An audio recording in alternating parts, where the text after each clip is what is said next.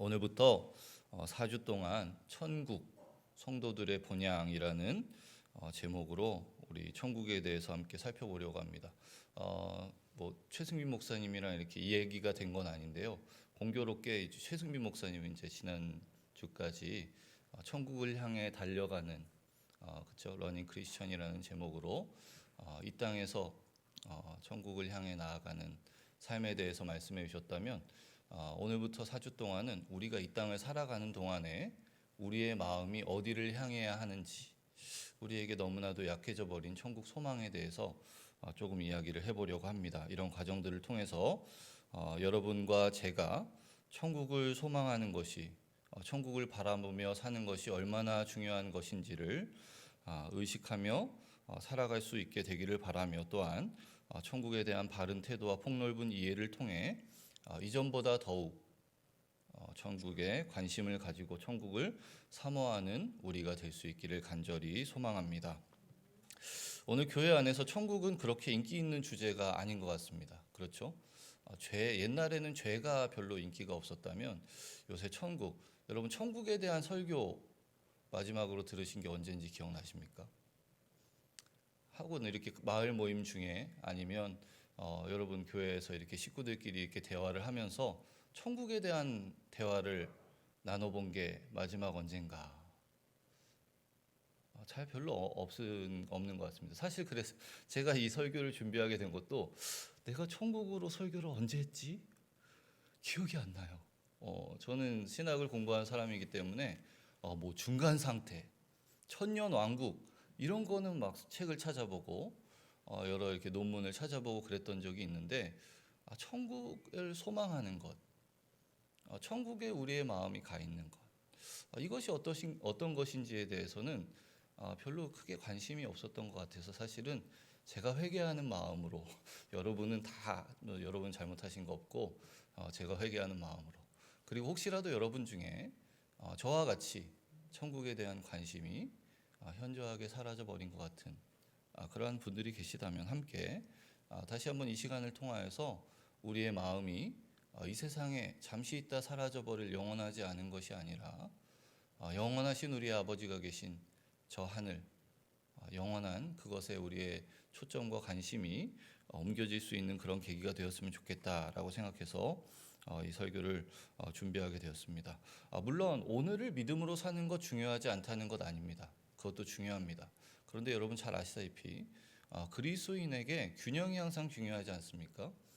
그런데 우리가 설교의 주제, 우리가 자주 듣는 설교의 주제도 마찬가지고, 우리가 우리의 식구들과 교회 식구들과 지인들과 대화하는 대화의 주제가 대체로 이 세상의 것들에 많이 편중되어 있다, 많이 치우쳐져 있다. 그렇죠? 사실은 우리가 이 세상에서 영원히 살아갈 자들이 아닌데, 영원한 천국을 바라며 나아가는 순례자들인데, 우리의 마음은 너무나 이 세상의 것들에 치우쳐 있어서, 오늘을 믿음으로 살아가는 것 중요하지만 오늘을 믿음으로 살아가서 우리에게 영원히 주어질 상급, 저 천국은 생각하지 않는다는 것은, 우리가 오늘 믿음으로 왜 살아야 되는지에 대한 해답을 정확하게 주지 못하는 결과가 될 수 있다. 그래서 우리가 믿음의 균형을 맞춘다는 의미에서 우리가 계속해서 천국에 대해서 좀 함께 살펴보려고 합니다. 성경은 오늘을 믿음으로 성도들이 살아야 된다라고도 많이 강조하고 있지만, 동시에 그만큼이나 영원한 천국을 소망하며 살아야 된다, 이렇게 우리에게 많이 교훈하고 있습니다. 골로새서 3장 1절에서 2절에 보면, 그러므로 너희가 그리스도와 함께 다시 살리심을 받았으면, 그리스도를 통하여서 믿음을 가지게 된 구속받은 백성은 어떻게 살아야 되느냐? 위의 것을 찾으라. 거기에는 그리스도께서 하나님 우편에 앉아 계시니라. 그리스도께서 계신, 하나님이 계신 위의 것을 추구하라. 2절에는 위의 것을 생각하고 땅의 것을 생각하지 말라, 이렇게 되어 있는데요. 표준 세번역에는 이걸 조금 더 상세하게 이렇게 표현합니다. 위에 있는 것들을 추구하십시오. 위에 있는 것들을 갈망하십시오. 이 세상을 믿음으로 사는 것뿐만 아니라 우리의 마음이 천국을 향하여서 위에 있는 것을 늘 생각해야 된다, 이렇게 이야기합니다. 또한 성경은 그리스도인들이 잠시 있다 사라질 보이는 것이 아니라 보이지 않는 영원한 것을 추구하며 살아야 한다, 이렇게 말하고도 있습니다. 고린도후서 4장 18절인데요. 같이 한 목소리로 읽어보도록 하겠습니다. 우리가 주목하는 것은 보이는 것이 아니요 보이지 않는 것이니 보이는 것은 잠깐이요 보이지 않는 것은 영원함이니라. 그리고 여러분, 우리에게 잘 알려진 우리의 믿음의 모범이 되는 많은 성도들, 구약의 다윗이나 신약의 바울을 통하여서도 그들이 이 땅을 살아가는, 이 땅에서 믿음으로 살아갔던 자들이지만 그들의 마음이 언제나 하나님이 계신 그 영원한 천국을 향하고 있었다는 것을 발견하게 되죠. 시편 23편 여러분 잘 아시는 그 마지막 절에서 다윗이 무엇이라고 고백하고 있습니까? 내가 여호와의 집에 영원히 살리로다. I will입니다. I will. 자신의 의지, 자신의 바람이 그 안에 투영되어 있습니다.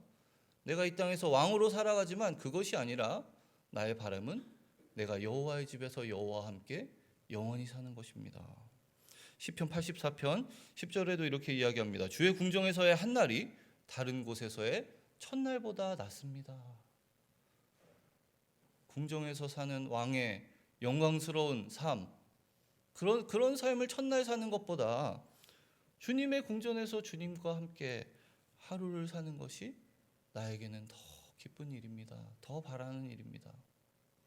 바울도, 신약의 바울도 마찬가지입니다. 고린도후서 5장 2절에 2절 3절에 2절에서 이렇게 얘기합니다. 참으로 우리가 여기 있어 탄식하며 하늘로부터 오는 우리 처소로 덧입기를 간절히 사모하노라. 이 땅에서 탄식하는 우리의 삶이 하늘에서 내려올 그 천국, 그 영광스러운 날을 고대하며 살아가는, 사모하며 살아가는 자신의 마음을 이야기하고 8절에 가면 이렇게 이야기합니다. 우리가 담대하여 원하는 바는 차라리 몸을 떠나 주와 함께 있는 그것이라. 이 땅에서의 우리의 몸을 떠나 주님이 있는 그 하늘로 가는 것이 나의 간절한 바람과 소망이다. 빌립보서 1장 23절에도 비슷한 이야기를 하죠. 내가 그 둘 사이에 끼었으니, 이 천국과 이 세상 가운데 끼었다. 차라리 세상을 떠나서 그리스도와 함께 있는 것이 훨씬 더 좋은 일이라 그렇게 하고 싶으나 내가 육신으로 있는 것이 너희를 위하여 유익하니라. 이 땅에서의 남은 나의 사역 때문에, 하나님께서 나에게 맡기신 사역 때문에 어쩔 수 없이 이 땅을 살아갈 수밖에 없는데 나의 마음은 언제나 나의 사랑 그리스도가 계신 저 하늘에 있다. 둘 중에 하나를 택하라고 한다면 이 세상에 살아가는 것과 저 천국에서 살아가는 것, 이 세상 내가 등지고 뒤도 돌아보지 않고 기쁨으로 하나님이 계신 저 천국을 향하여 나아가는 것이 나의 간절한 바람이다, 간절한 소망이다, 이렇게 이야기하고 있습니다. 여러분, 이런 성경의 가르침, 구약과 신약의 우리의 믿음의 선배들, 선조들의 천국의 소망, 이런 것과 오늘을 살아가는 우리가 가진 우리 안에 있는 천국 소망을 이렇게 비교해 보면, 여러분 얘기가 아니라 제 얘기입니다. 저희가 가진 천국 소망이 너무나도 초라하고 너무나도 보잘것없다라는 것을 발견하게 됩니다. 너무 약하다라고 느껴지는 것이 사실입니다. 그러면 왜 이렇게 우리가 가진 이 천국의 소망이 약한 것일까 생각해 보면, 결국 우리가 지금까지 이야기했던 것의 종합이라고 할 수 있죠. 이 세상과 저 세상, 잠시 있다 사라질 이 세상과 영원한 천국, 이 둘 사이 어떤 것을 더 생각하느냐가 어떤 것을 덜 생각하게 되는 것이죠. 어떤 것에 더욱더 관심을 가지느냐가 다른 편에 관심이 덜 가게 하는 것이다. 우리가 천국을 더 소망하지 않는 것은 우리가 이 세상을 더 사모하기 때문이다. 이 세상을 더 생각하기 때문이다. 조금 더 노골적으로 이야기하면 이 세상에서 살아가는 것을 더 좋은 것으로 여기기 때문이다. 성경이 우리에게 잠시 있다 사라질 것이 아니라 영원한 것을 추구하며 살아라, 아래 것이 아니라 위의 것을 추구하며 살아라 이야기하지만 우리의 생각은, 우리의 관심은 여전히 이 땅에 머물고 있는 것이 아닌가. 나중에 언젠가 있을 뭔가 손으로 만져지지 않고 나에게 확실하게 여겨지지 않는 그 천국이 아니라 바로 지금 내가 살아가고 있는, 내가 발을 딛고 살아가고 있는 나의 현실, 나의 삶의 이 장소, 이것에 우리의 마음이 묶여 있는 것은 아닌가 생각하여 보게 됩니다. 하나님께서 이 땅에서 살아가기 위해서 우리에게 많은 풍요와 부유를 주셨죠. 그런데 아이러니컬하게도 그것이 우리의 발을 붙잡고 천국으로 향하는 우리의 발길을 가로막고 있는 것은 아닌가 생각하여 보게 됩니다. 사랑하는 여러분, 다들 천국 가고 싶으시죠? 여기서 대답 잘 하셔야 됩니다. 아니요, 이렇게 그러실 분 아무도 없으시겠죠. 자, 그러면 한 가지 질문을 더 던져보겠습니다. 이건 제가 설교를 준비하면서 저에게 던져본 질문이기도 합니다. 그럼 여러분 천국에 가고 싶다. 천국에 대해서 생각하실 때 여러분의 관심사가, 가장 중요한 관심사가 어디에 있으십니까? 천국에 대해 생각할 때 가장 궁금한 거, 내가 천국에 가면이라고 생각했을 때 어떤 것이 제일 궁금하십니까? 대답은 하지 마십시오. 대답은 하지 마세요. 서로 실망할 수 있으니까 대답하지 마시고. 제가 이렇게 인터넷에 좀 찾아보니까 대체로 주거 환경이 많더라고요. 주거 환경. 그렇죠? 어떤 곳에서 살게 될까? 천국의 지리적인 특성, 그리고 퀄리티 오브 라이프 큐어이라고 하는 삶의 질, 이런 것들입니다. 여러분 이게 우스갯소리긴 하지만 한국식 아파트 장명법 아십니까? 되게 이렇게 인터넷에 이렇게 유명하게 떠돌았었는데 이런 거죠. 아파트 단지가 들어섰는데 근처에 아무것도 없다? 이러면 어떤 이름을 붙일까요? 더 퍼스트. 더 퍼스트.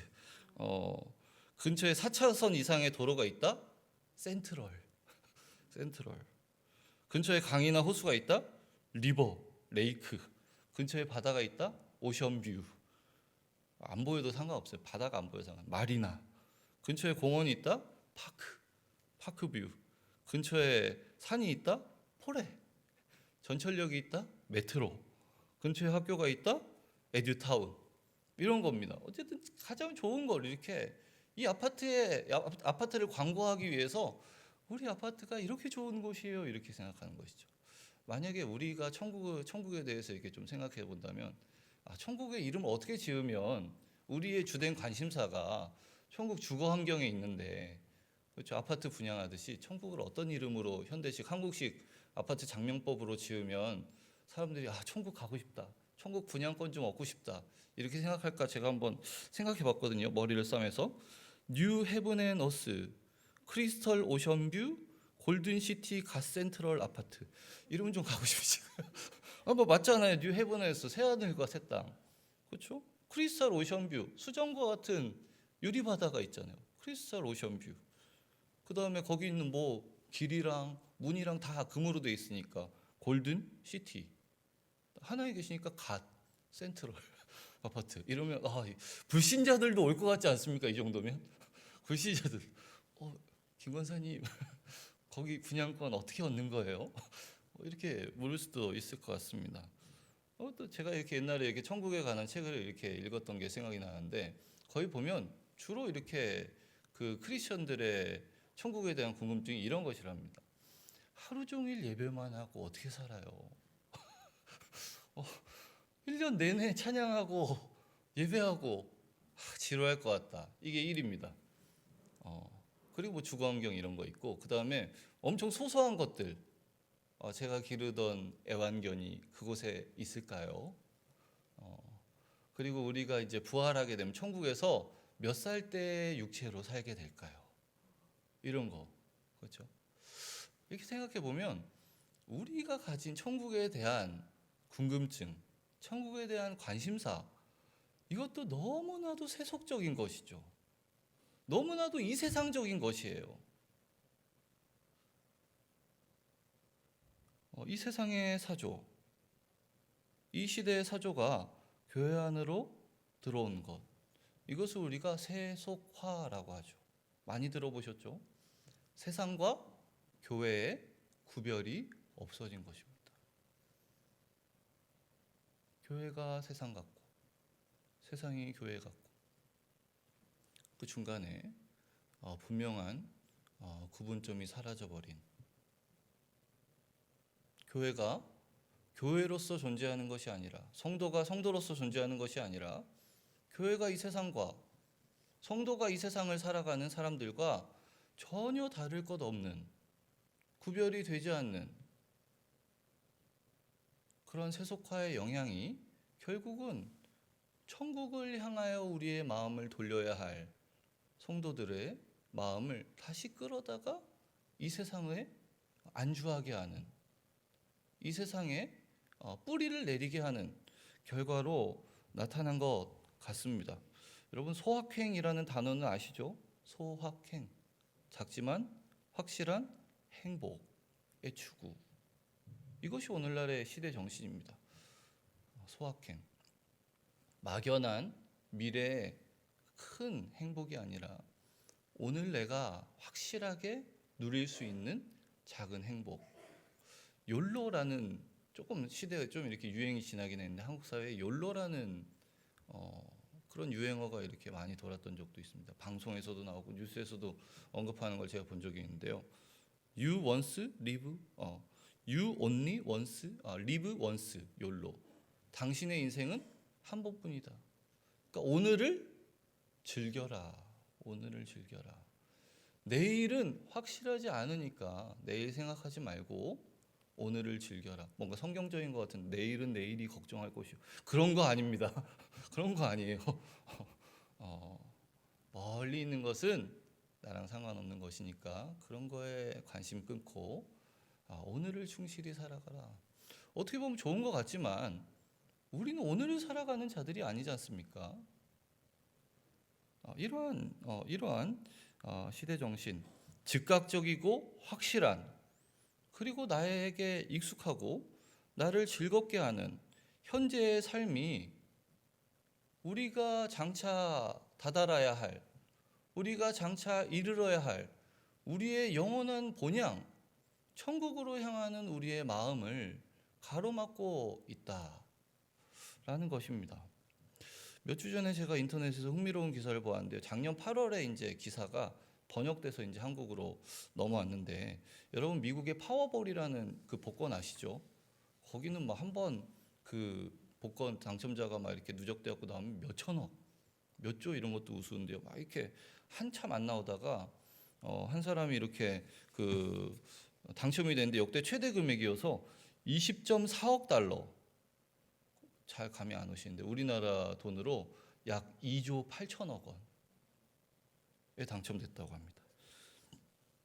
그 남자가, 그 당첨된 남자가 그 당첨됐을 당시가 이제 30몇 살이었는데 그 사람이 이제 어떻게 살고 있냐 뭐 이런 게 기사거리가 되나 생각했는데 무슨 뭐 357억짜리 대저택 매입하고 부모님께 56억짜리 집을 선물하고 뭐 차를 여러 대 구매하고 유명 인플루언서들과 데이트하고 유명한 DJ들 불러서 파티하고 뭐 이랬던 내용입니다. 그런데 그 기사 중에서 제가 이렇게 인상적으로 저에게 다가왔던 부분이 있는데요.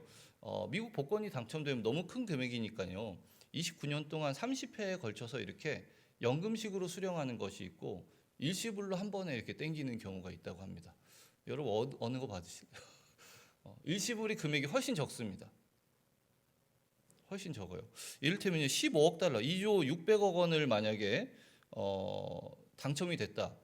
세금 다 제하고 연금식으로 받으면 약 세후 1조 5,472억. 근데 일시불로 받으면 9,592억밖에 안 됩니다. 그러니까 거의 6천억 차이가 됩니다. 근데 사람들이 연금식으로 받을까요? 일시불로 받을까요? 6천억이면 여러분, 제가 감히 6천원도 사실은 저한테 큰 돈인데 6천억 너무 비현실적이라서 이렇게 잘 와닿지 않는데 6천억이 굉장히 큰 돈 아닙니까 여러분? 1억도 평생 못 벌고 죽는 사람들이 많다고 하는데, 여러분 어떤 거 봐요? 연금식 아니면 30년 못 살 것 같다 이런 생각하지 마시고 연금식 일시불 감사합니다. 제 아주 설교에 큰 도움이 되시.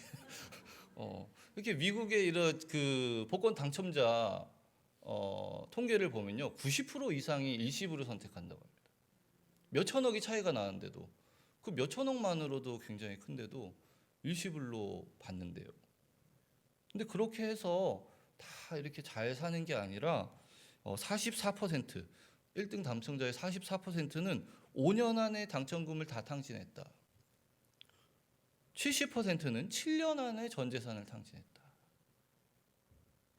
그런 통계가 있는데도 연금식이 아니라 일시불로 받는다. 왜요? 그 연금식으로 받는 것도 여러분 적지 않습니다. 점점 5%씩 올라서요. 만약에 15억 달러를 만약에 당첨이 됐다고 하면 최대 300억 받습니다. 300억. 그리고 30회 차에는 1000몇억 받습니다. 300억 작은 돈 아니잖아요. 작아요? 그 정도 가지고 놀라네, 송지성 목사. 왜 이렇게 생각하시는 것 같아요. 이런 통계들이 있고, 우리가 복권 당첨돼서 그렇게 그 당첨금 쓸데없는 데다가 이렇게 다 탕진한 사람들의 예를 얼마나 많이 봤습니까? 그런데도 한 번에 내가 많은 돈을 받지 못해도 상관없으니까 내가 지금 당장 내가 줄 수 있는 그 돈, 내일은 내가 몰라, 내일은 내가 생각이 없고, 바로 지금, 바로 오늘 나에게 무엇이 주어질 수 있느냐, 그것에 우리의 마음이 있다는 것이죠. 존 메가더 목사님, 여러분 매일 받으시는 기독교 명언에도 자주 등장하는 존 메가더 목사님이란 분이 이렇게 얘기했습니다. 이런 오늘날의 이런 시대 정신을 생각하면서 크리스천들조차도 즉각적인 만족이라는 제단 위에 자신의 미래를 기꺼이 제물로 바치기를 주저하지 않는다. 영원을 살아가야 할 크리스천조차도, 이 세상 사람들은 말할 것도 없고, 영원을 살아가야 할 크리스천조차도 오늘의 즉각적이라는 만족을 위하여 제단 위에, 자신의 제단 위에 미래라는 제물을 기꺼이 바치기를 주저하지 않는다. 결국 저와 여러분이 살아가는 오늘 이 시대의 즉각적인 것, 즉흥적인 것, 확실한 것을 추구하는 그러한 이 시대의 사조가 교회 안에 들어와서 성도들의 마음에도 영향을 미쳐 이 세상의 것들을 이 세상의 것들을 추구하는 것, 이 세상의 것들을 소유하는 것, 나중에 있을 불확실하다고 여겨지는 것들을 다 등한시하고 이 세상의 것들에 우리의 시선을 고정시키게 되는 것이죠.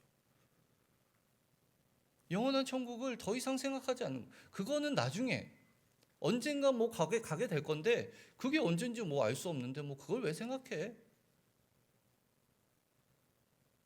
영원한 천국을 바라보지 않게 되는 것이죠.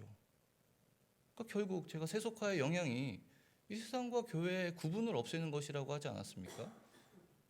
크리스천들의 삶이, 여러분 이렇게 대화하고 있으면 어느 카페에서 이야기하고 있는 거 들어보면 세상 사람들의 이야기인지 교회 다니는 사람의 이야기인지 구별할 수 있으시겠습니까? 나갈 때 권사님 이제 나가시죠, 이러면 이제 교회 다니시는 분이구나 알게 됩니다. 다분히 우리의 모든 관심이 잠시 있다 사라질 이 세상의 것에, 그래서 성도의 삶의 자세와 태도가 불신자의 삶의 태도와 전혀 다른 것 같지 않은 교회 밖에서 그런 결과로 나타나는 겁니다. 그러나 성경은 분명히 이 시대를 본받지 않아야 한다라고 성도들에게 권면하고 있습니다. 여러분 잘 아시다시피 로마서 12장 2절에 너희는 이 세대를 본받지 말고 오직 마음을 새롭게 함으로 변화를 받아 하나님의 선하시고 기뻐하시고 온전하신 뜻이 무엇인지 분별하도록 하라. 이 세대를 본받는 것이 아니라 하나님의 뜻을 이 세대 가운데 분별하며 살아야 된다. 이 세상의 것에 너희의 마음을 빼앗겨서는 안 된다. 요한은 더욱더 분명하게 이 세상의 것들을 사랑하지 말라 이렇게 이야기하기도 합니다. 요한일서 2장 15절에서 17절입니다. 이 세상에나 세상에 있는 것들을 사랑하지 말라. 누구든지 세상을 사랑하면 아버지의 사랑이 그 안에 있지 아니하다. 세상에 있는 모든 것이 육신의 정욕, 안목의 정욕, 이생의 자랑, 다 아버지께로부터 온 것이 아니다. 분명하게 이야기하고 있습니다. 성경은 이 세대를 본받지 않고 세상의 것들을 사랑하지 않고 이 세상을 살았던 모범적인 인물로 우리에게 아브라함을 제시하고 있습니다. 믿음장에 그것이 잘 나타나고 있죠. 히브리서 11장 8절 9절에 믿음으로 아브라함은 부르심을 받았을 때 순종하여 장래의 유업으로 받을 땅에 나아갈새 갈 바를 알지 못하고 나아갔다. 자기의 터전을 버리고 낯선 곳으로 이주하는 것, 여러분 가능하시겠습니까? 쉽지 않은 일이죠. 이사하는 것도 쉽지 않은 일인데 완전히 다른 지역으로, 다른 나라로 옮겨가는 것. 근데 그것이 어딘지도 모릅니다. 일단 출발해. 나중에 내가 알려줄게. 불확실하지 않습니까? 알 수 없지 않습니까? 근데 아브라함은 그 불확실한 것을 바라본 것이 아니라 확실한 하나님의 약속, 하나님의 존재를 바라봤기 때문에 가능했던 것이죠. 믿음으로 그가 이방의 땅에 있는 것 같이 약속의 땅에 거류하여 동일한 약속을 유업으로 함께 받은 이삭 및 야곱과 더불어 장막에 거하였다. 하나님께서 그가 아브라함이 가나안에 도착하였을 때 내가 밟는 모든 땅을 너의 자손에게, 처음엔 너에게, 너의 후손에게 유업으로 주리라. 아브라함이 그의 생전에 얻었던, 그가 소유했던 땅이 무엇이었습니까? 넓은 땅을 가졌습니까? 해쪽 속에서 샀던, 그것도 자기 안에 사라를 매장하기 위해서 샀던 막벨라 굴, 그것이 전부였습니다. 하나님이 그에게 주시고자 했던 그 땅인데도 그곳에서 그는 정착하지 못하고 그 땅을 소유하지 못하고 그 땅에서 유리방황했습니다. 이리로 저리로 옮겨 다녀야 했습니다. 그런데도 그는 어떻게 하나님을 믿으며 살아갈 수 있었습니까? 확실하지 않은 약속, 성취되지 않은 약속을 어떻게 붙들고 살아갈 수 있었습니까? 그것에 대하여서 11장 10절이 이렇게 이야기합니다. 같이 한번 읽어보겠습니다. 이는 그가 하나님이 계획하시고 지으실 터가 있는 성을 바랐습니다. 그의 시선이 하나님이 주시고자 했던 이 땅에 잠시 있다 사라질 땅이 아니라 어디였습니까? 영원한 하나님의 성, 하나님이 계신 그곳을 바라봤기 때문에 그가 이 땅에서 아무것도 가진 것이 없어도 하나님이 주시겠다고 했는데 언제 주어질지도 알 수 없는 그 불확실한 약속 가운데 믿음으로 살 수 있게 했다는 것이죠. 그의 마음에 있었던 천국을 향한 소망.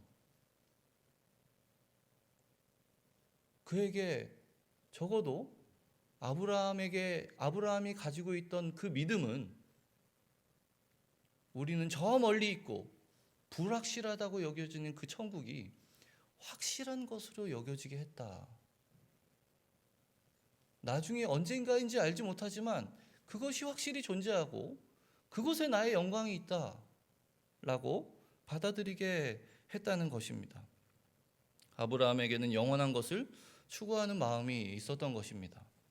천국에 대한 강렬한 소망이 있었기에 그는 이 세상 사람들과는 다른 모습으로 살아갈 수 있었습니다. 아니요, 다르게 살아가지 않을 수 없었던 것입니다.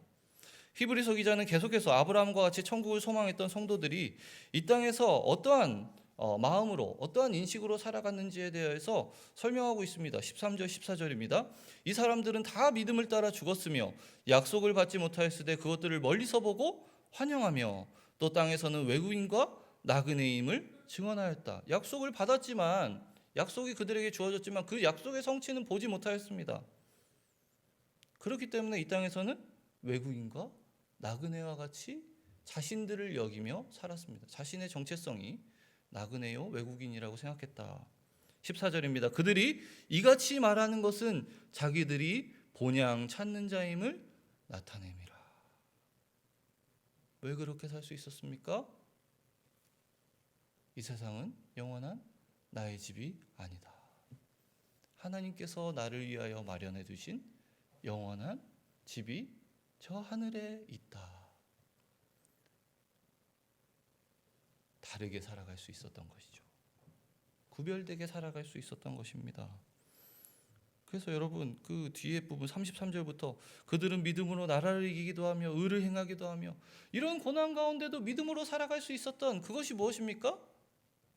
천국 소망, 천국에 대한 기대, 이런 것입니다. 38절에 그래서 여러분 이렇게 나와있죠. 이런 사람은 세상이 감당하지 못하느니라. 사실은요, 이렇게 한국 성경에는 이렇게 되어 있지만 영어 성경을 번역하면 이렇게 되어 있습니다. 세상은 그들에게 합당하지 않았다. 다른 말로 얘기하면 세상은 그들에게 가치가 없었다. 이 세상은 그들의 마음을 끌만한 것이 되지 못했습니다. 왜요? 영원하지 못한 것이니까요. 잠시 있다 사라져버릴 것이니까요. 이 세상의 것이니까요. 그들의 마음이 항상 머무던 것은, 그들의 관심이 언제나 있었던 것은 그들이 살아가고 있던 그 땅이 아니라 영원한 저 천국. 그러니까 여러분, 불의 세력을 멸하기도 하며 칼날을 피하기도 하며 전쟁에 용감하게 되어 이방의 신을 물리치기도 하며 조롱과 채찍질, 결박과 옥에 갇히는 시련.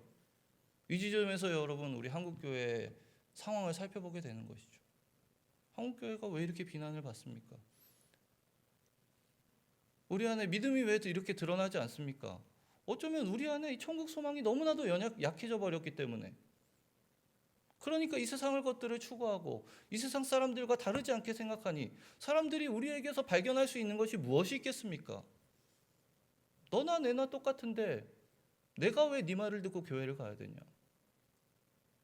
너 행동하는 거 보면 너나 내나 똑같은데 뭐 믿음이 있다고 뭘 믿어보라고 이야기를 하냐?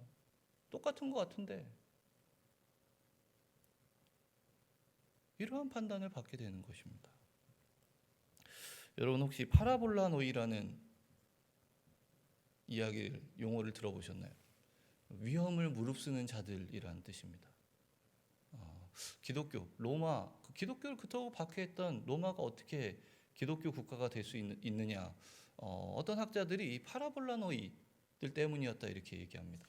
그러니까 추후 250년부터 70년까지 로마에 큰 전염병이 있었다고 합니다. 키프로스 역병이라고 불리는 역병인데 에디오피아에서 시작해서 그리스 시리아를 거쳐서 로마에까지 왔는데 하루에 5천 명이 한꺼번에 죽을 정도로 황제들도 여러 죽었습니다. 아주 끔찍한 어떤 학자들은 천연두였다 어떤 여러 병들을 제시하지만 확실하지는 않고요. 어쨌든 그렇게 그 끔찍한 질병이 로마를 덮쳤습니다. 그래서 가장 먼저 로마인들이 이제 로마를 벗어나서 다른 곳으로 도망갔죠. 병자들을 다 내버려 두고 병으로 죽음을 당한 시체들이 길거리에 막 아무렇게나 널브러져 있고 당연히 그리스도인들도 다 도망을 갔죠. 그런데 카르타고의 주교였던 키프리안이라는 사람이 마태복음 5장 43절에서 48절의 말씀을 성도들에게 설교하면서 이렇게 이야기합니다. 우리가 단지 우리들만을 소중히 여기고 우리들끼리만 자비를 베푼다면 그것은 놀라운 일이 아니지만 세리나 이교도들이 하는 것 이상으로 선으로 악을 이기고 하나님께서 관용을 베푸신 것 같이 관용을 베풀고 원수조차도 사랑하며 주님께서 권고하신 대로 핍박하는 자의 구원을 위해서 기도한다면 우리는 온전하게 될 것입니다. 죽어가는 그들이 우리를 박해하는 자들인데 우리가 어떻게 그를 돕습니까? 하나님의 인자하심을 생각하여 보라. 선한 자나 악한 자에게 동일하게 비를 주시는, 태양을 주시는 하나님의 온전하심을 우리가 닮아야 되지 않겠느냐. 다 도망치고 떠나는 로마를 향하여서 그리스도인들이 다시 그 죽음의 자리로 자기의 병을 걸려서 죽을 그 위협을 무릅쓰고 다 로마로 돌아옵니다. 그래서 병자를 보살펴주고 치료해주고 길거리에 아무렇게나 버려져 있는 시체들을 수습하여서 장례를 치러줍니다. 그리고 나서 이제 20년이 지나고 그 전염병, 그 역병이 이제 소강 상태로 다다랐을 때 이제 로마의 시민들이 돌아와서 파라볼라노이들을 본 것이죠. 우리는 다 우리의 생명을 부지하려고 도망쳤는데 저들은 왜 죽음을 두려워하지 않을까?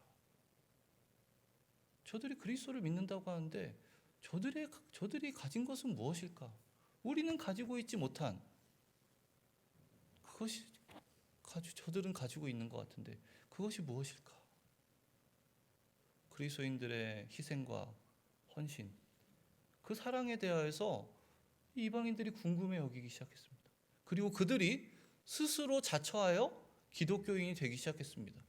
로마에서 여러분 공식적으로 전도하는 것은 상상할 수 없는 일입니다. 그들이 복음을 전하지도 않았는데 그들이 가지고 있는 영원한 것에 대한 소망, 그것이 이방인들, 이교도들을 그리스도인이 되게 했다.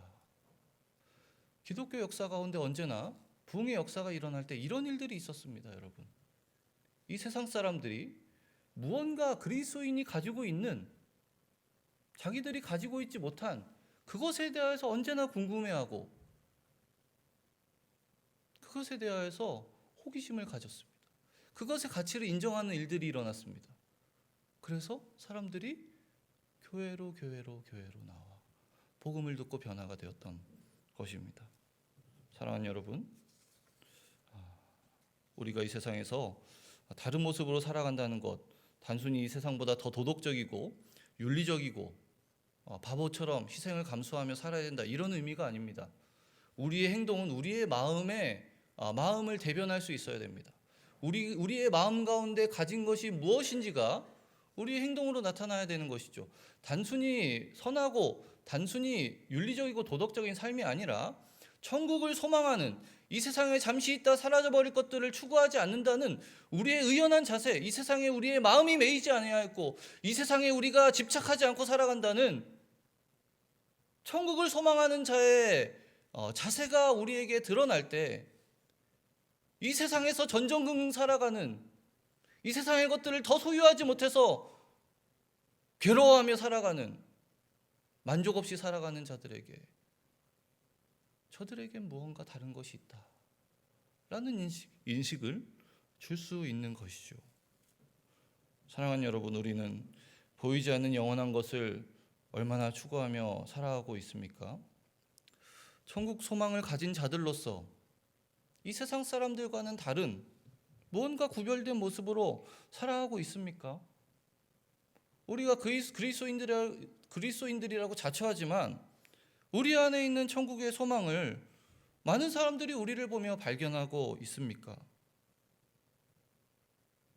우리가 가진 이 천국 소망으로 인해 우리가 세상과는 다른 방식으로 살아가고 이 세상에 대해서 우리가 다른 태도로 살아간다는 것이 분명하게 드러나고 있습니까? 아니면 혹시 천국에 대해 큰 관심을 두지 않고 그것은 언젠가 있을 미래의 불확실한 것이라고 여겨 마치 이 세상을 영원히 살아갈 것과 같이 이 세상 일들에 온 관심을 두고 아둥바둥 살아가고 있지 않습니까? 만약에 우리가 그렇게 살아간다면 우리는 이 세상 모든 사람들 가운데 가장 불쌍한 자들일 것입니다. 고린도전서 15장 19절입니다. 만일 그리스도 안에서 우리가 바라는 것이 다만 이 세상의 삶뿐이면 모든 사람 가운데 우리가 더욱 불쌍한 자이리라. 사랑하는 여러분, 오늘날의 이 세태, 그리고 이 세상의 풍조가 교회 안에 들어와 버린 이 세속화의 현실을 우리가 잘 인식하고 우리의 천국 소망이 약해진 이 상황을 우리가 잘 생각하면서 또한 잘 주의하면서 우리가 의식적으로 우리의 눈을 이 땅에서 하나님이 계신 천국으로 돌릴 수 있기를 바랍니다. 땅의 것을 생각하기보다는 위의 것을 추구합시다. 우리의 마음이 이 세상이 아니라 우리의 영원하신 아버지가 계신 저 영원한 나라를 향하게 합시다. 우리의 영원하신 아버지가 계신 그곳, 우리의 진정한 영광이 있는 바로 그곳을 향하여 말입니다. 우리 마지막으로 고린도서서 3장 1절에서 4절 함께 읽고 우리 기도하도록 하겠습니다. 그러므로 너희가 그리스도와 함께 다시 살리심을 받았으면 위의 것을 찾으라. 거기는 그리스도께서 하나님 우편에 앉아 계시느니라. 위의 것을 생각하고 땅의 것을 생각하지 말라. 이는 너희가 죽었고 너희 생명이 그리스도와 함께 너희 안에 감추어졌음이라. 우리 생명이신 그리스도께서 나타나실 그때 너희도 그와 함께 영광 중에 나타나리라. 아멘. 이 영광을 소망하며 오늘을 살아가는 저와 여러분이 되기를 주님의 이름으로 간절히 축복합니다.